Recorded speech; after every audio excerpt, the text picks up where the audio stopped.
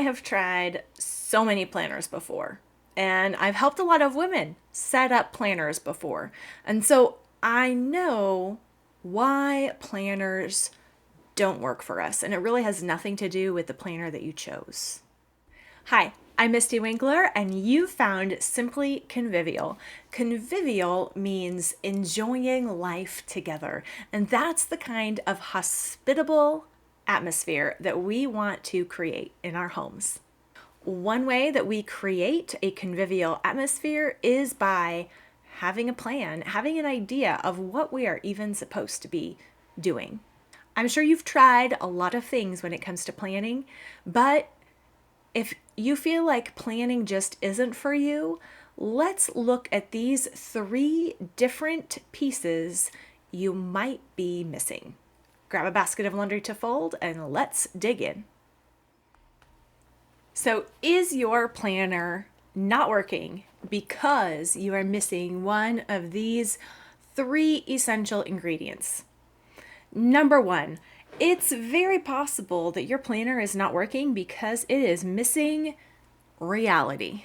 Is your planner out of touch with your real life?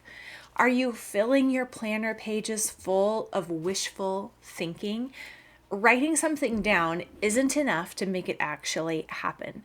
In fact, writing it down doesn't even make it what you ought to be doing necessarily.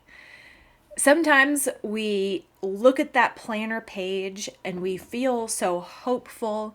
We want our life to go so smoothly and beautifully that it will fill in all the lines and complete every box on that pre-printed formatted page. And we want it all just to work together.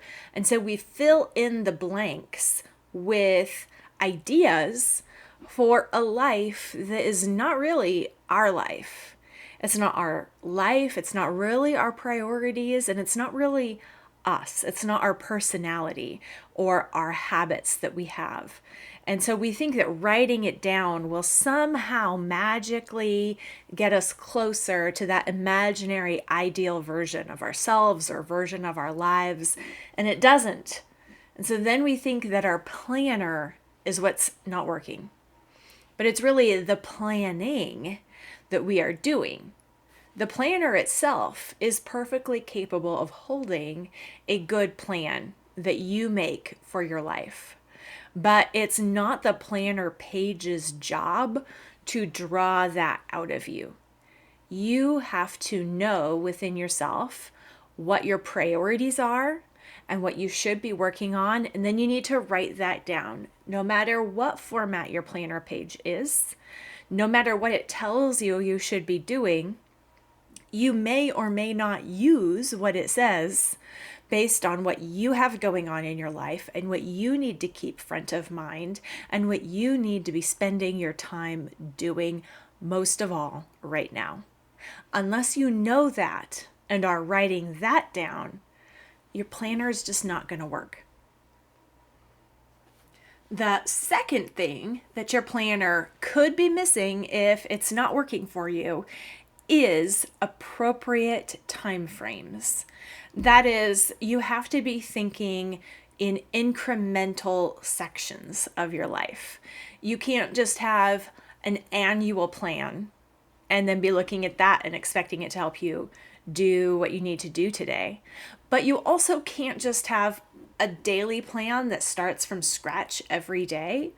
That's going to take too much time and be too disconnected from where you really want to be going in your life. So you need to have a plan that has appropriate sections. You need to have a plan for the day and for the week and for a chunk of time that is bigger than several weeks. It's better for your big picture planning to be much, much less than a year, because a year is too long of a stretch of time to really make a workable plan, an applicable plan that's not going to just totally change once the year gets going. A month, though, is too little time to really get any kind of big picture project done or to reevaluate how things are going. So you want an interval, big picture interval planning that is somewhere between 6 to 12 weeks. Most ladies inside Convivial Circle land at 6 to 8 weeks as the sweet spot for big picture planning when it comes to real family life at home. Because the reality is that mom life changes so fast. We might not even know if we're going to have a baby by the end of the year, at the beginning of the year. Things could totally change. And instead of making a plan for a whole year and then having to throw it all out the window and start again, we could just plan for the next small but significant amount of time, about 6 to 8 weeks. Now, making a plan for every day and every week and then every interval is exactly what I'm going to cover in the 4-part planner workshop that I'm going to do at the end of this month. The 4-part planner method, joyful productivity without burnout, is where I'm going to lay out these 3 pieces. And yes, there's another one, a 4th. But the daily, weekly, and interval parts are 3 of those 4 parts in that workshop. So be sure to register, stay tuned, and don't miss that upcoming workshop. Now, I'm actually just curious. Do you like episodes on planning? I'm actually planning on making a lot of planner and planning episodes coming up. So do me a favor and like this video if you do want me to continue with these series and talk more about planning for real life for moms. And also, I would love to hear in the comments, what planner do you use? Is it working for you? What do you love about the planner that you use? Let's get some crowdsourced ideas about planners that work for moms. I don't care what planner you use. I just want you to have a plan. And I want to walk you through how to make a plan using any planner that will work for your life. And that leads us to the 3rd ingredient that might be missing. And because it's missing, your planner is just not working. It's not really the planner's fault. You know whose fault it is? Yeah, it's your fault. You might be missing from your planner. The planner is no magic button. It's no secret sauce all in itself that's going to change your life. If you need some things to change, it's really you that has to change. It's you that has to practice the habits. And all the planner does is remind us of what we need to be reminded of. The most important way that we need to bring ourselves to our planning process and to the planner that we've chosen and that we've taken the time to fill out is really just to look at it. Not looking at the plan that we wrote down and made is the most significant piece of making any planner work. No matter how great the plan you made is, no matter how awesome the planner, if you don't look at it, it's not going to do you any good. So you need to come to that planner throughout the day. Definitely at the beginning of the day, review it at the end of the day, and throughout the day.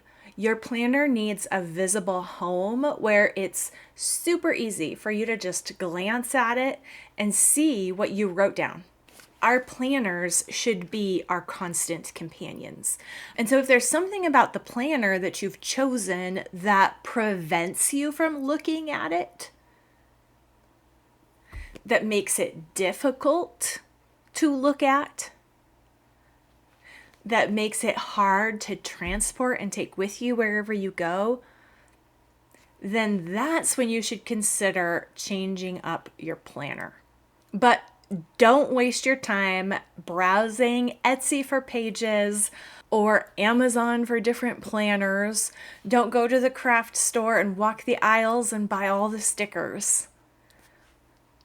Start by learning the habits of making a plan, looking at it, and using that plan to reflect on your priorities and then make appropriate choices in the moment. You can use just an index card for that. You can use any old notebook you already have laying around. You can use a blank piece of paper on a clipboard for that. Before you really understand what kind of planner you want to use, you need to learn what goes into planning so that that planner can be effective. And that's what we're going to continue covering in this series and that I will be talking about in my upcoming workshop. Now, once you have these 3 things in place, that's still not a guarantee that your planner will actually work, because this one thing could still be getting in the way. I'll tell you all about it in this next episode.